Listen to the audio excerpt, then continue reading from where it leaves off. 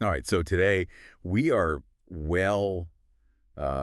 diving into a world that's absolutely tiny. Smaller than you can imagine. Yeah, way smaller than like even thinking about a dust mite. Yeah. And like twice as cool. At least. We're talking micro robots. Yeah. But not just any micro robots. No, not just that. This one's got a design inspired by, get this, a donut. You heard that right, a donut. And it can like swim through liquids that are like... Think thicker than a milkshake on like the hottest day you can imagine. Okay. That's the kind of viscosity we're talking about. So before we get ahead of ourselves, yeah, we're talking about a robot that's microscopic. Right. So how do you even design something that small to navigate a world? It's a challenge for sure. Where even water feels like syrup. It's true, and it's all about this thing called the Stokes regime. Okay. Or the low Reynolds number limit. Basically at that scale. Yeah. The forces of viscosity, they totally overpower inertia. So it's like trying to swim through honey as a human. Exactly. This whole different ballgame. I'm like, haven't bacteria already figured this out? Of course they have. I mean... millions of years of evolution. They're zipping around. That's right. Microorganisms have developed some ingenious ways of moving through these environments. Like what? Some have these tiny little corkscrews to propel themselves. Wild. Others have these tiny hairs called cilia that beat and sink. Wow. And then there are those with whip-like tails called flagella. Nature is incredible. Yeah, nature is an amazing engineer. So this donut-shaped micro-robot, that's not something we see in nature. Not naturally. So how did the scientists come up with that idea?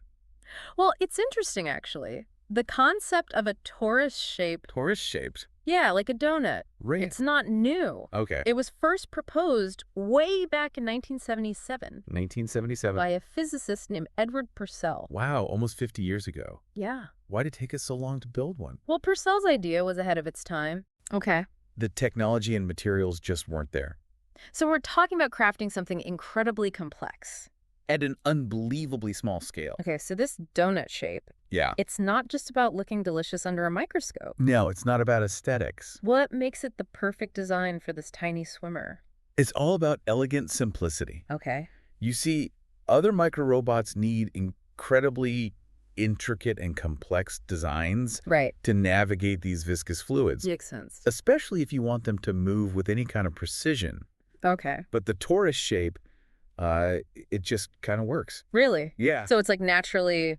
It naturally lends itself to moving through these sticky environments. Yeah. Without needing all those complex gears and appendages. So less is more in this tiny world. Yeah, exactly. Less is more. I like it. Oh, so what makes this thing actually move, though? Well, it's got a bit of a secret weapon. Okay. A special material called liquid crystalline elastomer. Okay. I'm going to be honest. I have no idea what that is. Don't worry. Most people don't. Good, good. But this material is really cool. Okay. It reacts to light in a very specific way. Light, like a lamp. More like lasers, actually. Lasers. Okay. When you hit it with a laser, it changes shape. So we're talking about microscopic robot powered by a laser pointer. Basically. That's amazing. And it gets even cooler.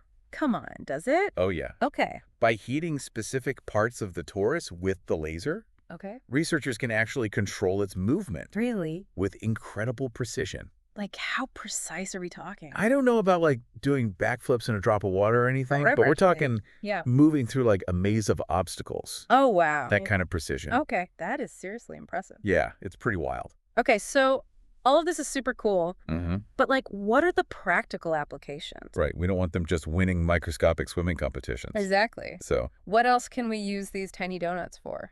Besides eating, obviously. Besides eating, yes. Okay, good. This technology has the potential to revolutionize a lot of fields, but medicine is probably at the top of the list. Okay, tell me more about that.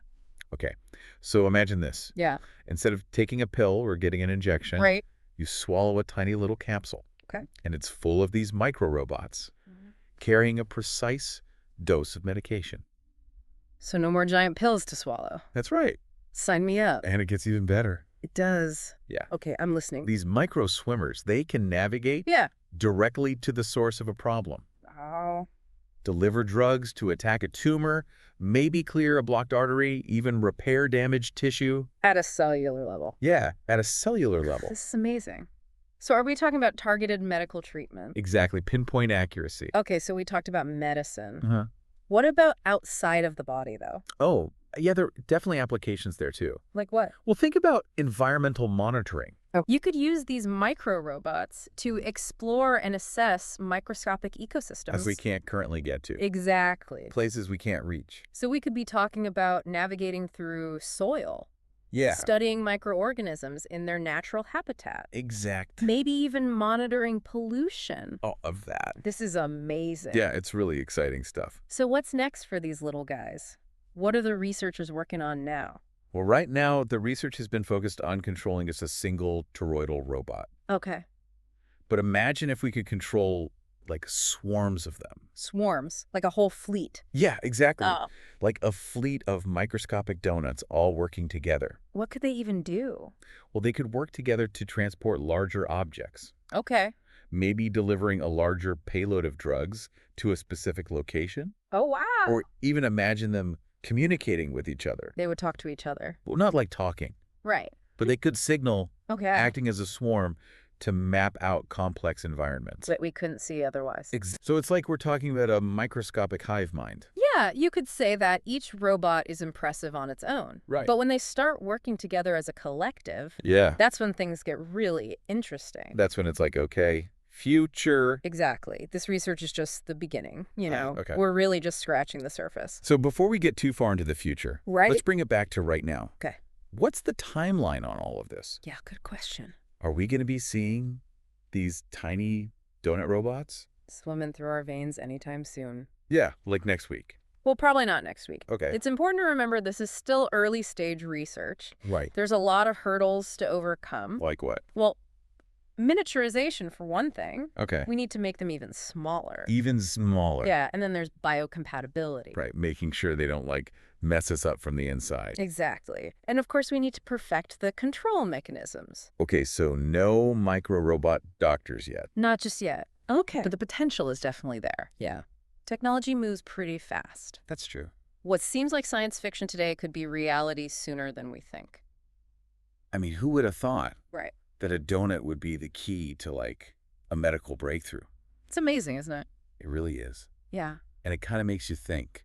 About what else is out there. Yeah, what other, like, everyday things? Could hold the key to, you know. A future. Yeah, this future. Well, I think that about covers it for this deep dive I think so. into the world of... Microscopic, donut-shaped robots. Exactly. It's amazing to think about the potential impact. Yeah, Uh-huh. across so many fields. Absolutely. And I think... It's safe to say. Yeah. The most exciting discoveries. Yet to come? Absolutely. This research opens up a whole new world of possibilities. It really does. I can't wait to see what the future holds. Me neither. For these tiny little swimmers and all they can do, thanks for joining us for this deep dive. It was my pleasure. Until next time.